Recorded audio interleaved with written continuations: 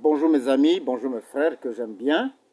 Bien, hier nous avons parlé de, hier nous avons parlé de, nous avons parlé hier de à quel moment vous êtes marié, à quel moment vous n'êtes pas marié, à quel moment vous êtes divorcé, à quel moment vous n'êtes pas divorcé.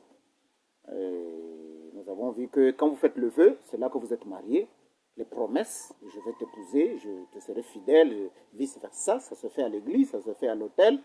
Et quand vous l'avez fait, vous êtes marié. Alors il n'y a plus moyen de reculer, de faire marche arrière. Ces paroles-là sont sacrées et vous êtes marié. Alors vous allez tendre vous allez doucement. Là vous êtes déjà fiancé et vous allez à la cérémonie et voilà. C'est ce que nous avons vu hier. Mais aujourd'hui, nous voyons. Mais tant que vous ne l'avez pas fait, alors vous n'êtes pas marié. Même si vous avez été marié à l'état civil et tout, vous avez eu des enfants, vous n'êtes pas marié. Et vous êtes toujours considéré célibataire vis-à-vis de Dieu, célibataire. Et voilà, vous êtes un célibataire, vous continuez à forniquer et tout, jusqu'à ce que vous mettrez votre vie en ordre, vous serez marié à l'église. C'est ce qu'on a vu hier. Bien, mais aujourd'hui, nous voyons les fiançailles, les vœux. Alors, ça se fait à l'église, ça se fait à l'hôtel, et vous faites les promesses. Et une fois que vous avez fait les promesses, vous êtes liés. Alors là commencent vos fiançailles. Vous êtes fiancés. Après ces promesses-là, vous êtes fiancés. Alors pour Dieu, vous êtes déjà mariés parce que vous êtes promis l'un l'autre le mariage. Alors vous êtes fiancés, vous êtes mariés. Alors voilà pourquoi Dieu dit à Joseph, voilà pourquoi l'ange dit à Joseph, non, ne crains pas de prendre Marie ta femme, Alors qu'ils étaient fiancés, Joseph et Marie fiancés. Mais l'ange dit, ne crains pas de prendre Marie ta femme. Parce que la grossesse là ne vient, c'est pas un homme, elle vient du Saint-Esprit. Et l'enfant qu'elle mettra au monde, ça sera un fils de Dieu. Bon voilà. Donc c'était sa femme déjà, c'était sa femme. Donc après les vœux, quand vous êtes fiancé, c'est déjà ta femme. Ne reculez pas, si vous reculez, vous êtes un divorcé, tout. Donc continuez comme ça jusqu'à la cérémonie. Et si ta femme a connu des hommes, alors si la sœur tu as connu des hommes, alors tu feras la confession. Tu vas confesser à ton époux, tous les hommes que tu as connus. Parce que pour Dieu, on va au mariage vierge. On va au mariage vierge. Mais aujourd'hui, tellement la confusion, tellement la dépravation, le péché, tout, on est tombé si bas. Alors voilà. Donc pour se mettre en ordre, il faut confesser tous les hommes que tu as connus à ton mari. Et voilà. Qu'il te pardonne. Mais vous le faites, déjà vous avez averti papa, ne le faites pas, n'allez pas aux fiançailles avant que votre papa ne soit. Ne surprenez pas votre papa. Hein, la sœur, que ton papa soit au courant, frère, que ton père soit au courant. Et ce que vous faites, ils sont au courant. Parce que papa peut annuler votre vœu. Il peut refuser, moi, c'est pas celle-là. Mais si vous avez déjà fait vos vœux, alors c'est la confusion, vous êtes confus là.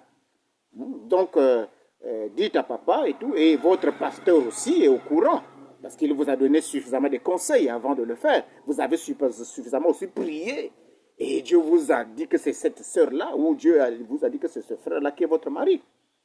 Donc, je crois que vous avez suffisamment prié, vous avez, et voilà.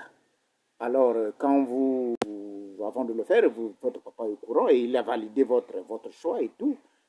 Chez la sœur aussi, papa et maman sont au courant, ils ont validé aussi, parce qu'ils peuvent, s'ils refusent, c'est nul. C'est nul. Donc, ne les surprenez pas, alors qu'ils soient d'abord au courant, qu'ils valident, et quand vous allez faire vos vœux, alors tout va bien.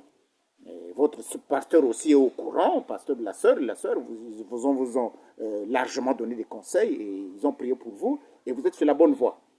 Alors, maintenant, vous faites la confession avant la cérémonie, la confession avant la cérémonie. La sœur seulement, pas le frère. La sœur confesse à son mari les hommes qu'elle a connus, en donnant les noms et ainsi de suite. Bien, et après, on vous bénit. Le pasteur, la cérémonie à l'église et tout, on vous bénit. Voilà. Et vous êtes mariés. Alors vivez pieusement, vivez heureusement, soyez joyeux. Alors, voilà. C'est le bonheur. Vous avez trouvé la chose rare, vous avez trouvé le bon partenaire, la bonne partenaire. Alors soyez heureux, vous êtes bénis et allez de l'avant. Voilà. Plus jamais de divorce, pas moyen de reculer, rien. Si vous divorcez, alors vous allez rester comme ça, sans vous marier, attendant que l'un des partenaires meure.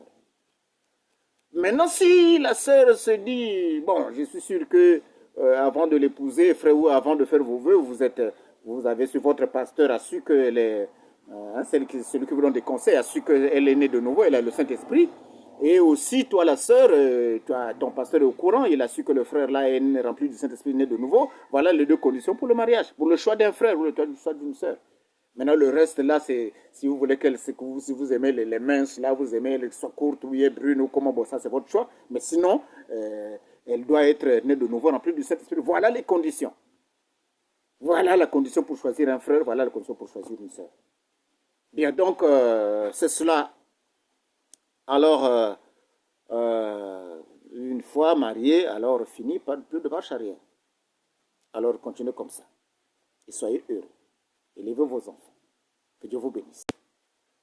Mais si vous cachez, ah non, moi j'avais connu un monsieur là, j'avais connu je prends un exemple, j'avais connu son père c'était notre prof, il m'enseignait à l'école, alors il m'avait connu en ce temps-là, et tout, bon.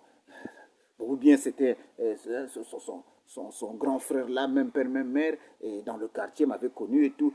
Ah, ça je ne peux pas dire. La sœur, si tu caches, le jour où le frère connaîtra, saura cela. Dieu fera que le frère sache, et il va te chasser, il va te répudier. Et toi, tu vas mourir comme ça, tu ne vas pas te remarier, si tu vas aller au ciel. Mais lui, il a la chance de se remarier seulement avec une vierge. Mariage et divorce, paragraphe 228. Mariage et divorce, paragraphe 228. Lui, il peut se remarier, mais pas toi, sœur.